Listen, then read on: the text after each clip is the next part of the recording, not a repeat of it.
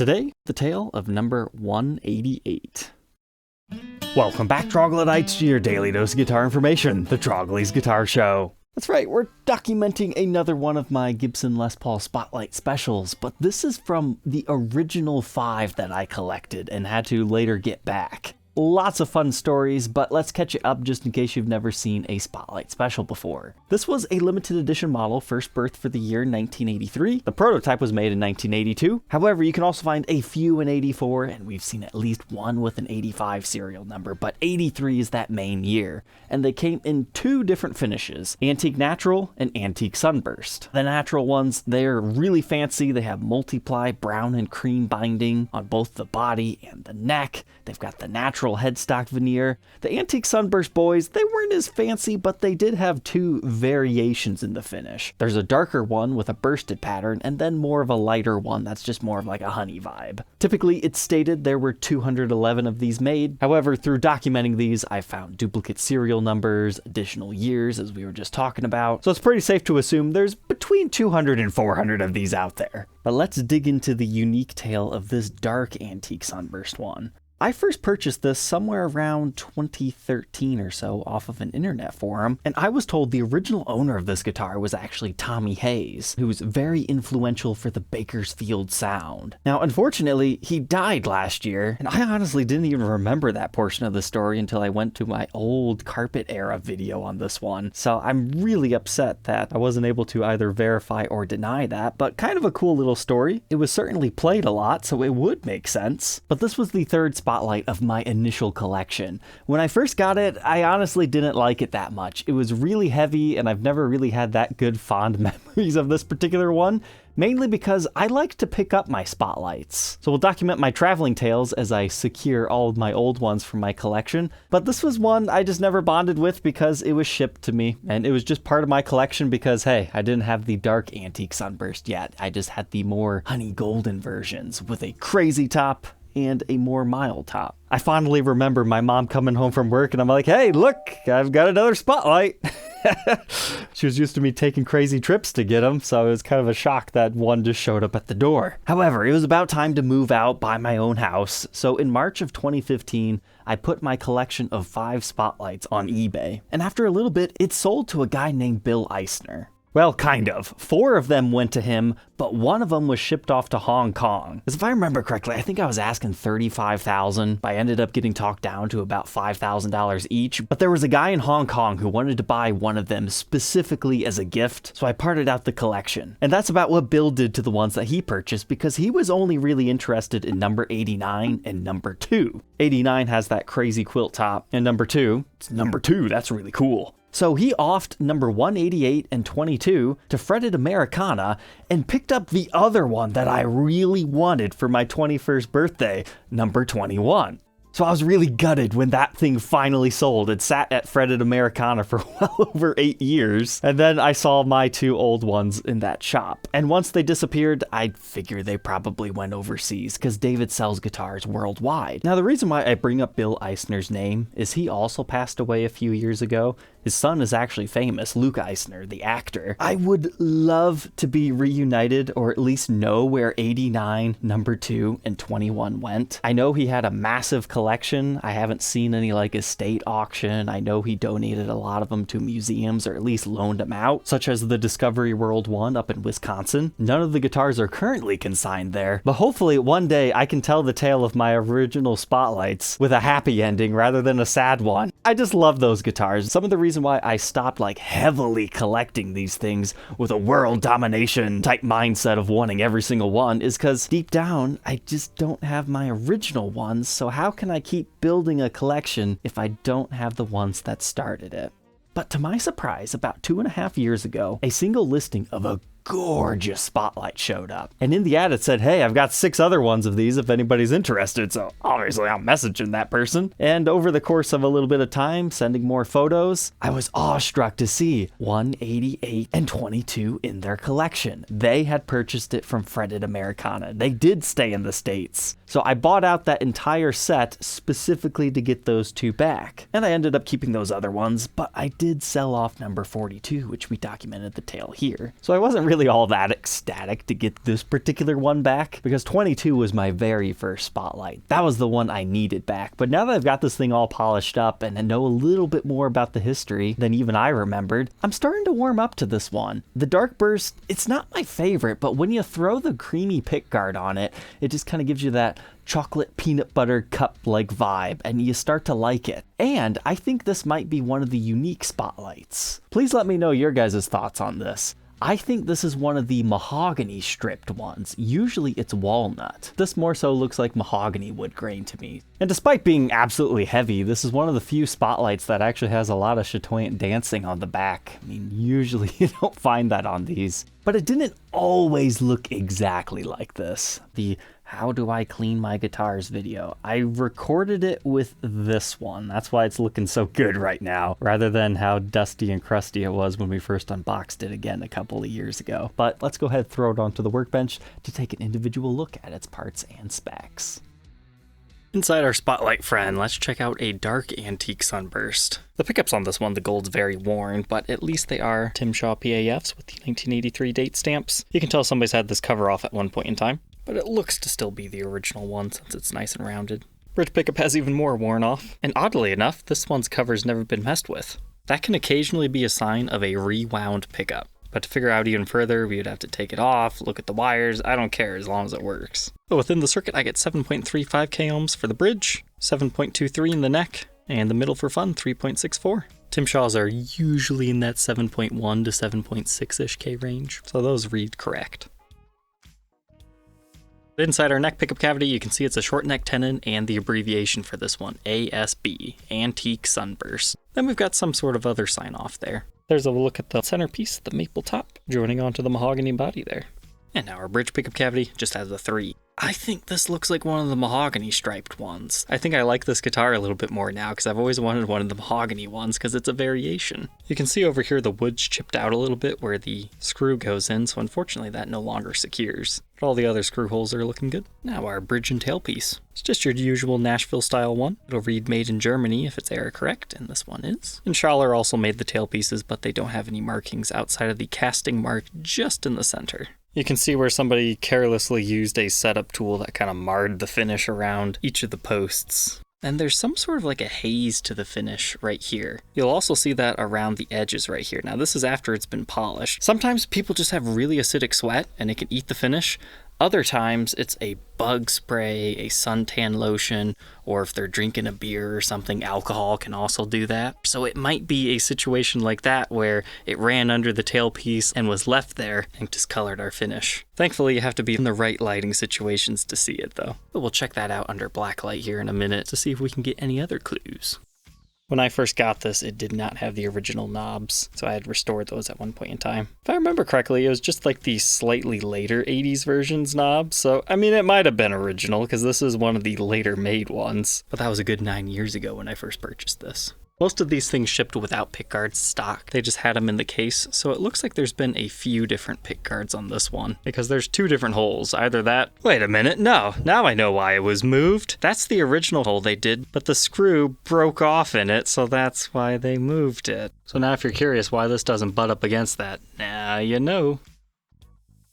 This one looks error correct to me, but it could be replaced. I'm not 100% sure, but I feel it's the original one. Mainly because the color of that matches the color of the poker chip, and that's how it should be. The switch tip when I first bought it was also metal, so I bought an error correct one. That's original as far as anybody would know if I didn't tell that story.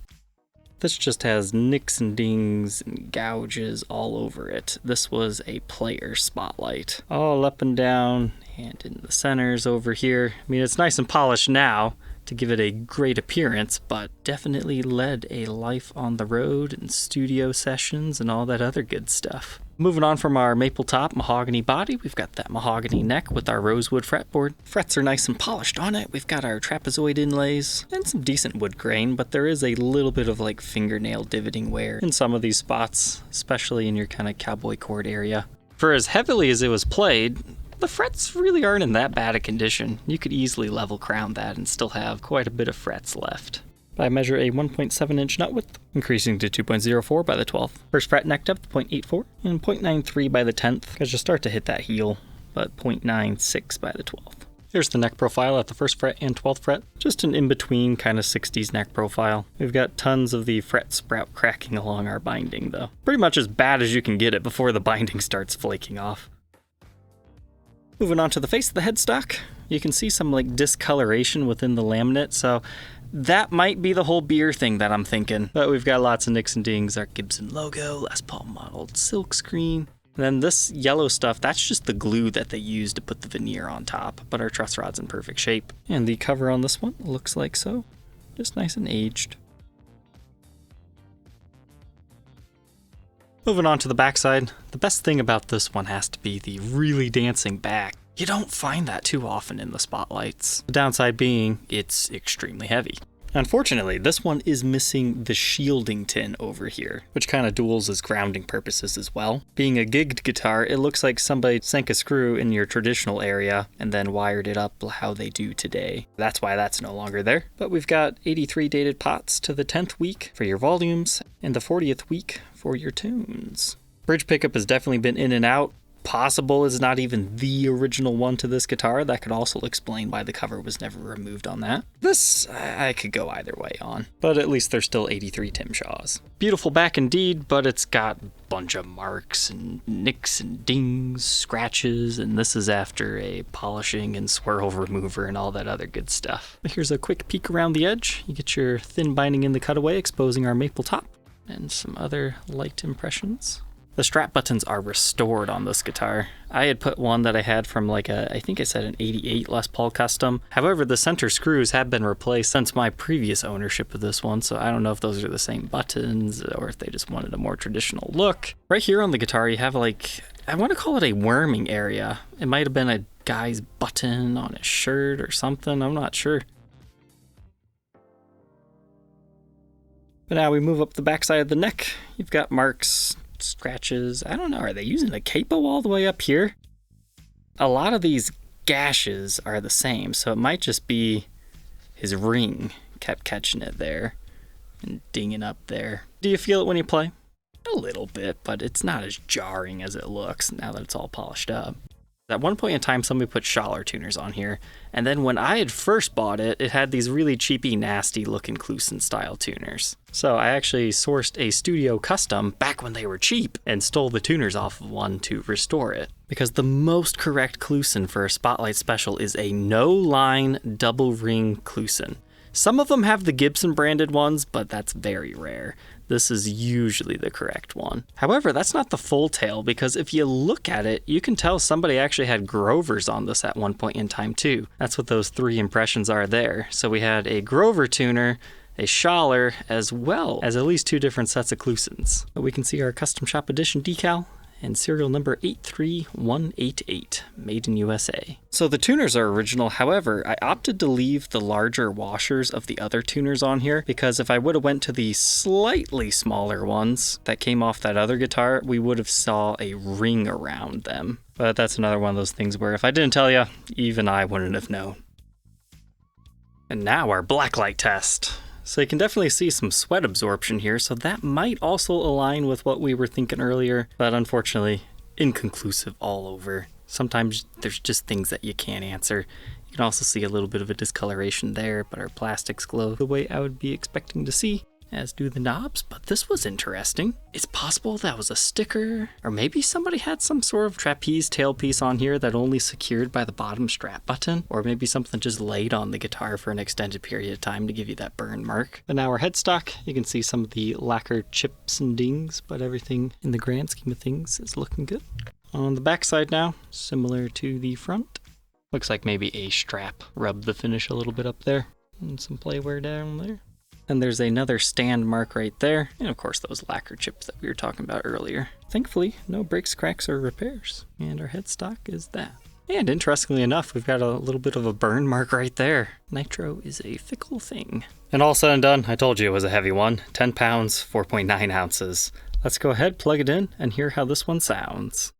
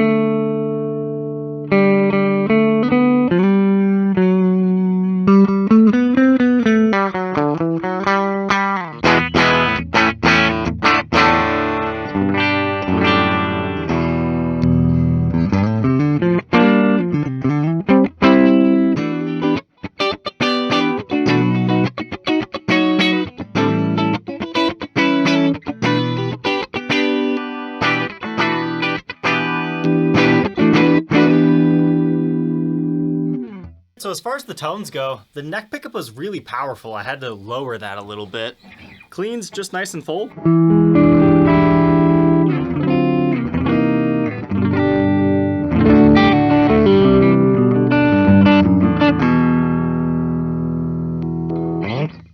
I found the bridge to be a little bit weak clean. That kind of works for some of the...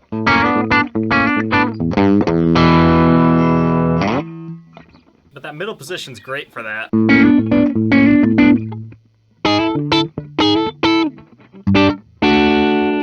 But then that bridge really comes to life with the distortion.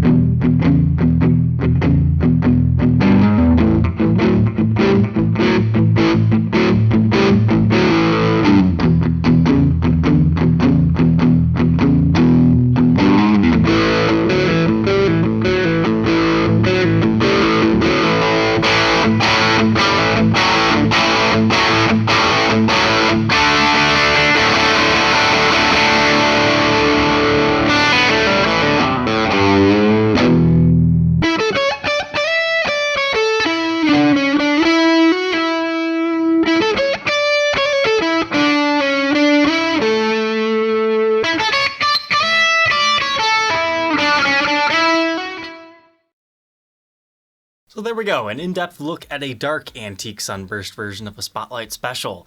I mean, it's part of my original Spotlight collection, so I'll always be keeping it. I'm really glad I decided to do a deep dive on this one, get it all cleaned up and share the tale, because even I remembered things that I had long forgotten about this one. Like, I'd really be curious to see, was Tommy the original owner to this one? Not that it really matters that much. It's just, if there's a story behind all the wear and tear that this one has, it just makes it that much cooler to me. And it kind of inspired me to at least try to attempt to play a little bit differently than I have been. So that was fun. And I also have a newfound respect for the darker antique Sunburst ones, because they're starting to grow on me, because you could easily make the argument, and I think most people would agree with you, that the colors work the best here because the dark border matches with your dark center stripe, and then you get kind of your caramel colorings. Whereas the other ones, I mean, beauty is subjective. I think they're all gorgeous, right? But I could see how other people might think they're ugly, but I just love the Spotlight. It's a unique little runoff model of Heritage Series tops that just weren't quite big enough to be used, and it birthed history. But if you're an owner of a Spotlight, feel free to send me some photos. I am tracking these and hope to have a public website for everybody to see all of them in the very near future.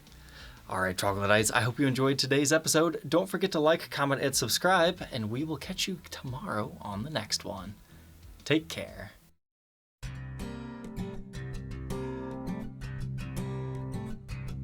If you enjoyed tonight's episode, consider subscribing. I post videos like this every day. And you might even enjoy this next one.